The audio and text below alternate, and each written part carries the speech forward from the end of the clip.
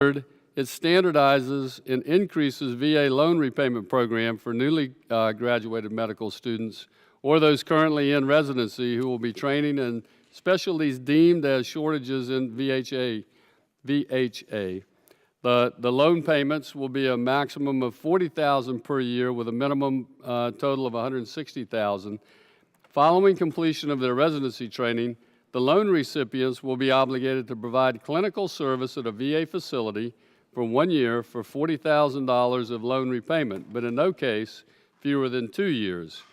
How we equip the VA to fill its ranks in the future is by giving its leadership the tools it needs to go out and recruit those who are already prepared to care for veterans and offer these recruit incentives to come into the system.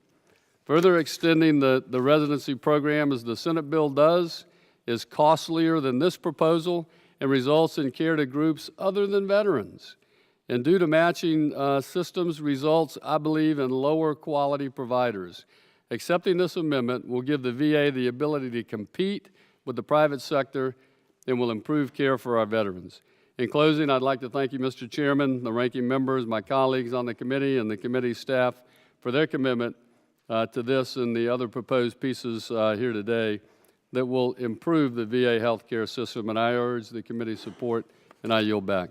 Thank you, Mr. for yielding. Anyone else wish to speak on Mr. Rutherford's amendment, which I strongly support? Anyone else? And just for clarification, Dr. Dunn's amendment authorizes veterans to obtain transplants outside the region of the organ procurement and transplant network if a veteran's primary care provider states that there is a medically compelling reason for such travel.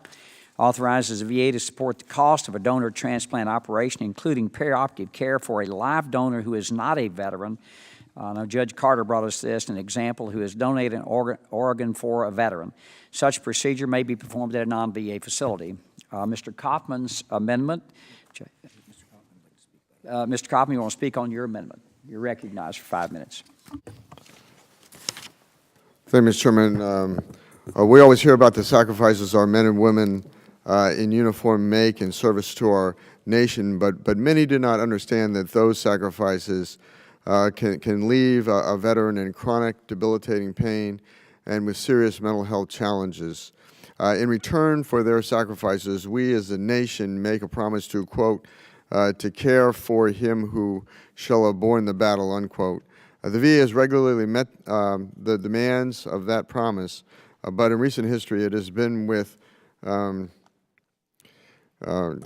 excessive, that has met that demand with an excessive practice of using opioids and psychotropic medication.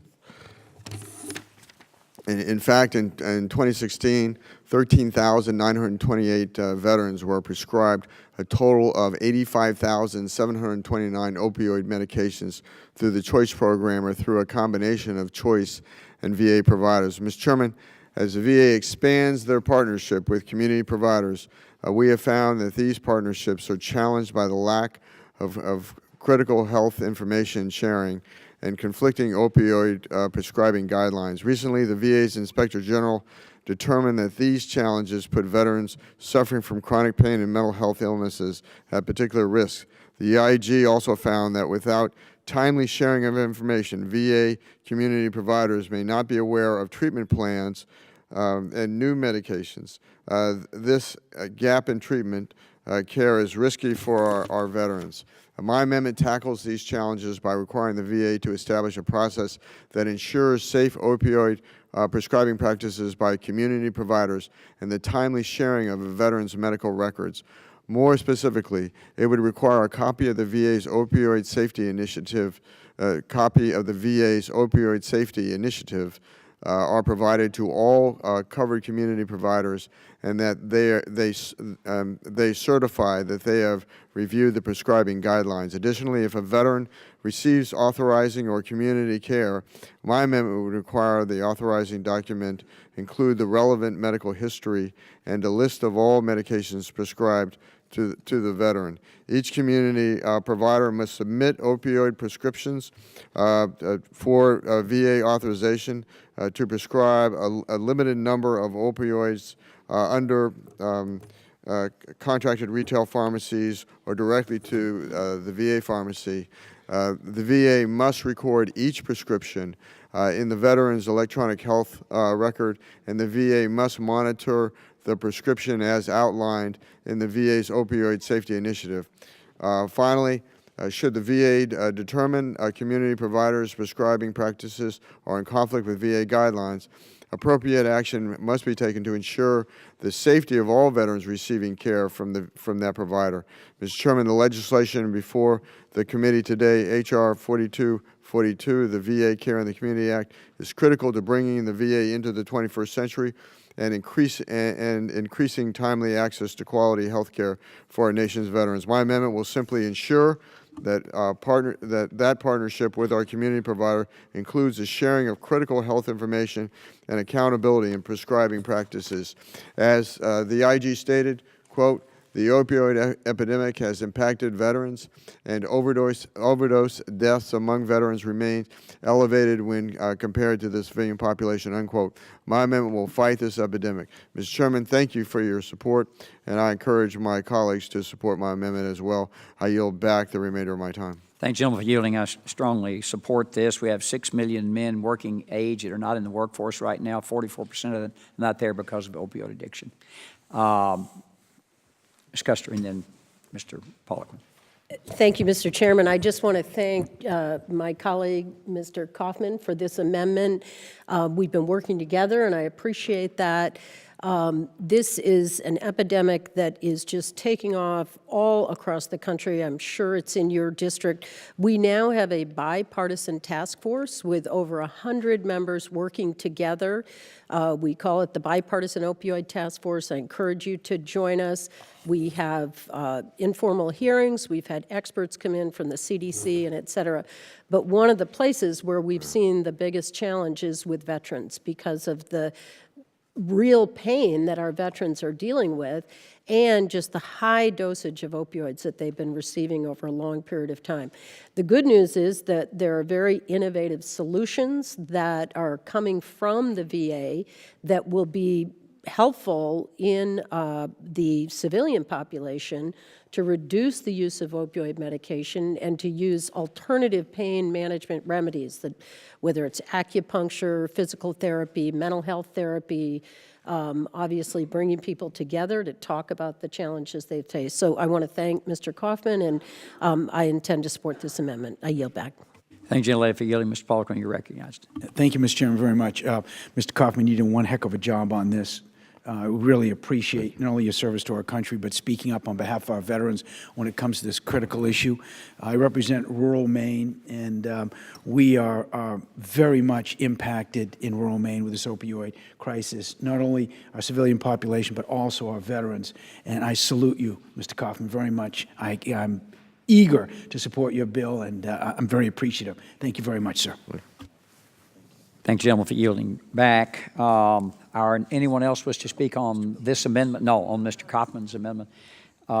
Anyone wish to speak on Mrs. Gonzalez-Colon's amendment? You're recognized for 5 minutes. Thank you, Mr. Chairman. I want to thank you, and Chairman, as you are aware, veterans living in the territories have their share of challenges when they're trying to access health care, both within and outside of VA network. In most cases, this results from the limited presence of VA medical facilities on site. And while each of the territories has different challenges because of their geographical location, the veterans residing in them, unfortunately, have this overreaching limitation in common. The amendment I presented will require the VA to produce a report that includes the capabilities of the department to furnish hospital care and medical, mental health, and geriatric services in VA facilities on the territories. Additionally, the report includes an assessment from the department on the feasibility of establishing a medical facility in any territory that does not include proper facilities to accommodate these services. This amendment was presented and approve as part of H.R. 4243, the VA Asset and Infrastructure Review Act of 2017 by our colleague, Mr. Sablan. Since he was unable to attend today's markup, I accepted his request to present it today once again. As members of this committee and stewards of the well-being of our veterans, we must ensure that all of them, regardless of whether they live in the mainland or any of the territories, are considered and included in this legislation that aims to improve their lives. And I am so proud of your work here, Mr. Chairman, and letting us participate and co-sponsor in this bill. As Ms. Radegwagen and I, Chairman, I would like to thank you for your unwavering commitment to our veterans, and I will also want to recognize Mr. Sablan for working these amendments together in the past bill and in this one. Thank you, and I yield back. I thank the gentlelady for yielding back. Anyone else wish to speak on her amendment? Seeing none, Ms. Brownlee, you're recognized for 5 minutes. Thank you, Mr. Chairman. My amendment today addresses what I believe to be an important issue that I think everyone on this committee strongly supports for the VA, and that is financial accountability. As we are debating the future of VA care and the Choice Program, we should not forget the various financial crises and shortfalls that this program has faced since it was created. Just this summer, Congress passed a $2.1 billion emergency funding measure to shore up the Choice account in the face of veterans losing access to care. And we are now facing another funding shortfall in January. The multiple shortfalls in the care and the community accounts have created uncertainty for veterans, for providers, for this committee, and for taxpayers across the country. That's why my amendment today seeks to bring greater accountability to the VA's finances.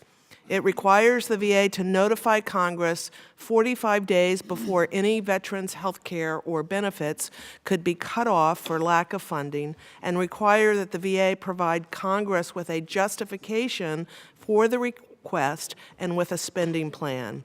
This fix will bring greater accountability to the VA's finances and help this committee ensure that veterans are not losing access to care because of financial mismanagement. This language has bipartisan support in the Senate, where it was introduced by Senator McCain and Ranking Member Tester.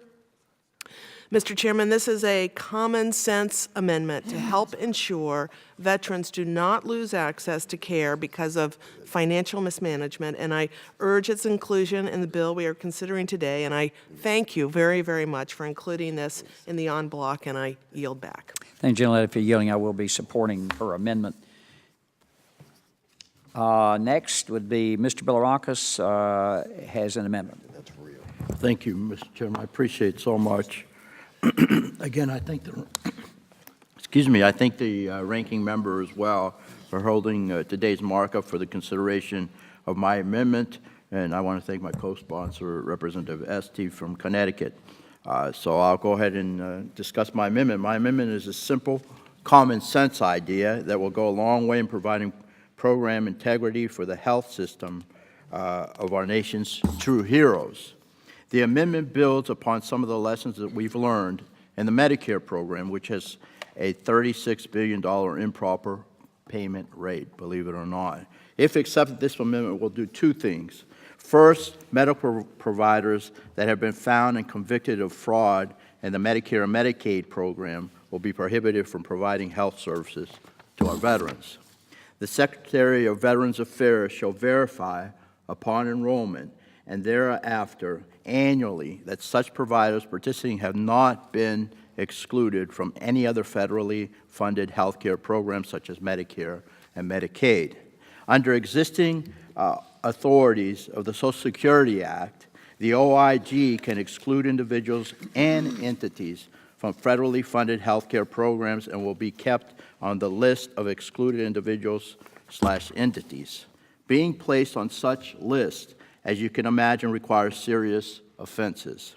Determinations for exclusion status are imposed for a number of reasons, such as Medicare and Medicaid fraud, patient abuse or neglect, health care-related fraud or other financial misconduct, and felonies related to unlawful manufacturing, distribution, prescription, or dispensing of controlled substances.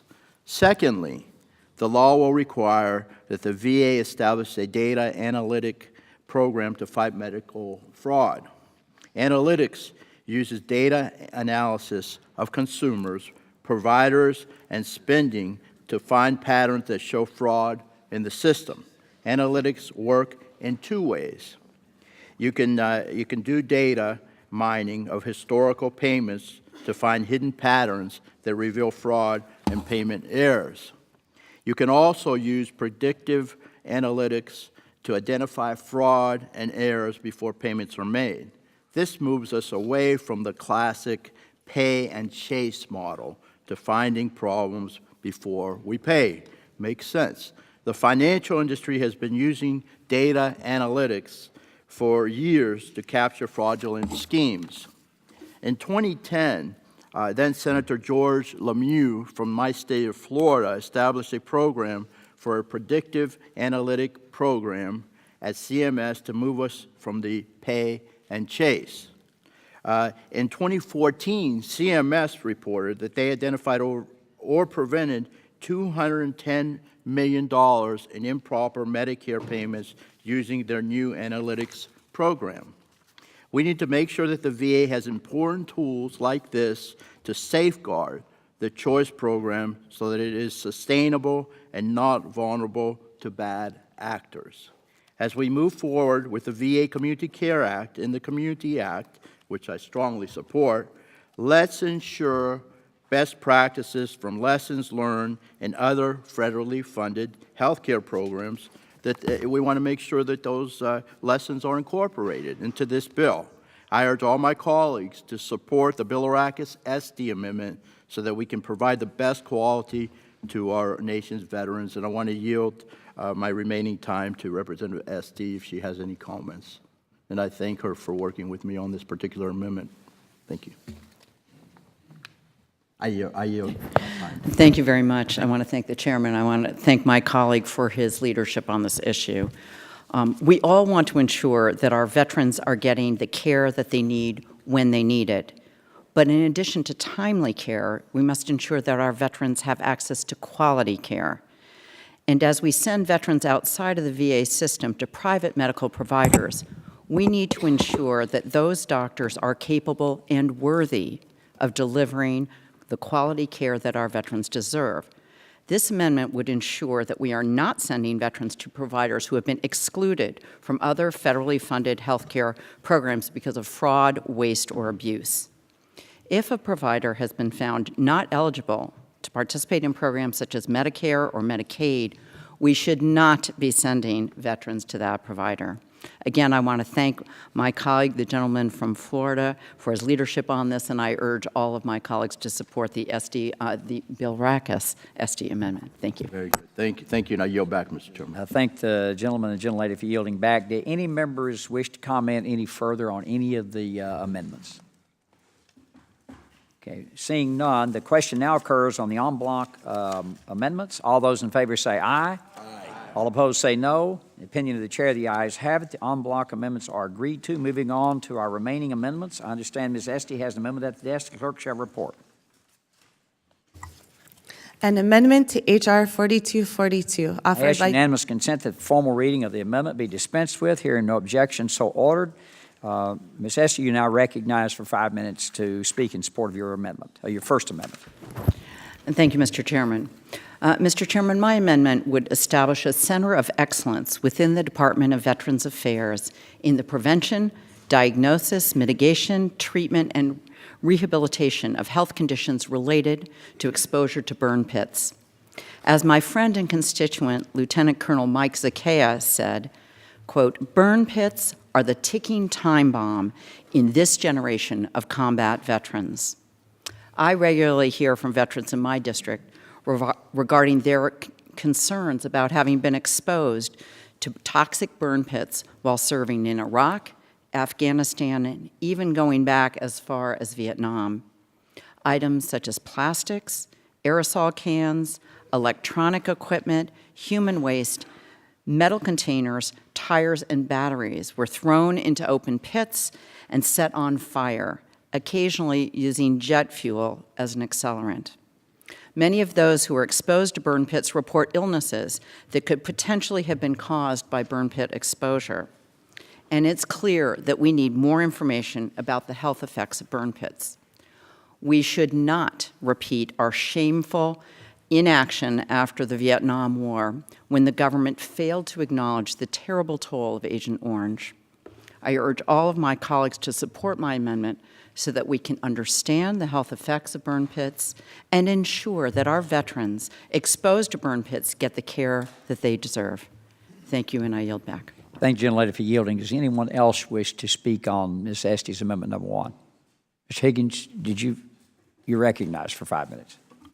Thank you, Mr. Chairman. I'd just like to state that my colleague has put her heart into this amendment, and I also have brother and sister veterans that suffer from perhaps the impact of burn pits.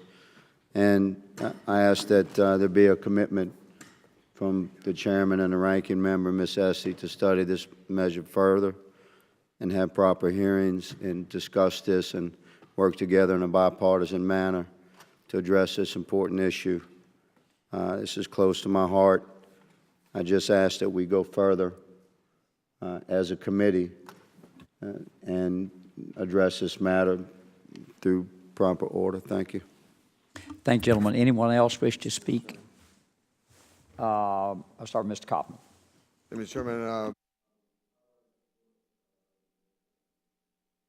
I rise in support of the amendment. I think it's extremely important to deal with this issue, whether we deal with an amendment or a standalone. I leave that to others to make that determination. But as an Iraq War veteran, I can remember going out to forward operating bases in the western Euphrates River Valley, where the Marines you would have a company of Marines in the equivalent of Iraqi soldiers in a compound, in a very small compound. Oftentimes, they would take over existing facilities within a city or a village, a town, and they would be walled, and so and you couldn't take this stuff outside because of the increasing risk of those Marines or soldiers in these forward operating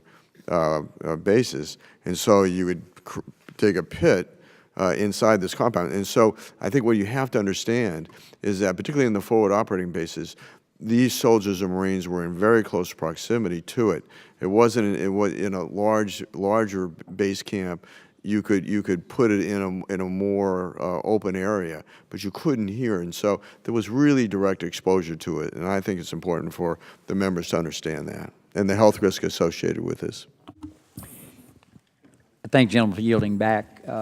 Yes, Dr. Winster. I also would like to commit to studying this even further. And, you know, I spent a year in Iraq surrounded by burn pits, and I agree with you 100%.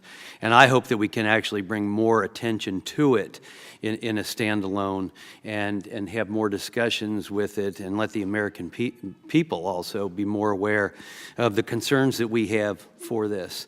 Anyone else wish to speak? I will not be supporting this amendment. While we agree that the use of burn pits by the U.S. military certainly requires continued oversight and investigation, I have concerns about the amendment, and let me just tell you why. I don't think this is the spot to do it. In this choice bill, I recommend that we, and I will commit to you, that we will have standalone legislation. Look, I'm sitting here 50 years after Vietnam, and we still got Blue Water Navy people we haven't taken care of. It's an emotional issue for people. I think we need to, this is a much bigger than just an amendment to a choice bill, I think. I think it deserves either subcommittee and then full committee hearings and standalone legislation, and I'm committed next year to do that if you'd be willing to do that. I recognize the gentlelady. Thank you, Mr. Chairman. I want to thank my colleagues for their commitment to work together, and I do think it's appropriate. I would hope that we can, in the new year, bring up a full bill, full hearings, and really, again, try to correct early on this exposure, understand what's going on, and learn from the past that literally sticking our head in the sand when it's contaminated is not what we should be doing. We really need to work together. So again, I want to thank my colleagues for their support in pursuing this in a vigorous way, in a serious way, and helping the veterans now when they need it so that they're not left wondering if that cough is something much more serious. So I thank the chairman for his commitment. With that understanding, I withdraw my amendment. Thank you. Thank you, gentlelady, for withdrawing and to not wait 50 years to do something about it. I thank the gentlelady for withdrawing her amendment. We will proceed next year with that. I understand that Ms. Esty has another amendment at the desk. Clerk shall report Esty Amendment number 2. An amendment to H.R. 4242. I ask unanimous consent that the formal reading of the amendment be dispensed with. Hearing no objection, so ordered. Ms. Esty, you now recognize for 5 minutes to support your amendment. Thank you, Mr. Chairman. This amendment would expand the VA program of comprehensive assistance to family caregivers to veterans of all service eras. Everyone on this committee is well aware of the incredible costs of war to our veterans who find themselves with a permanent disability. And often it is family members who step up to help injured veterans with activities of daily living, such as bathing and dressing, housework, transportation, and administering physical and medical therapies. In 2010, Congress stepped up to offer assistance to family caregivers of veterans. But the program was only made available to family caregivers of post-9/11 veterans. Clearly, those who served in World War II, Korea, and Vietnam, and their families are deserving of the same respect and the same support. That is why our Senate colleagues wisely included a similar provision to extend caregiver support to all veterans in their bill. I urge all of my colleagues to support my amendment and expand this program to support all of our veterans' caregivers. I thank the gentlelady for yielding back. Does anyone else wish to speak on her amendment?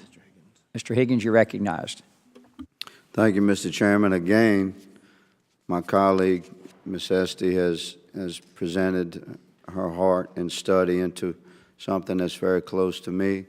I also support the expansion of the caregiver program to pre-9/11 veterans.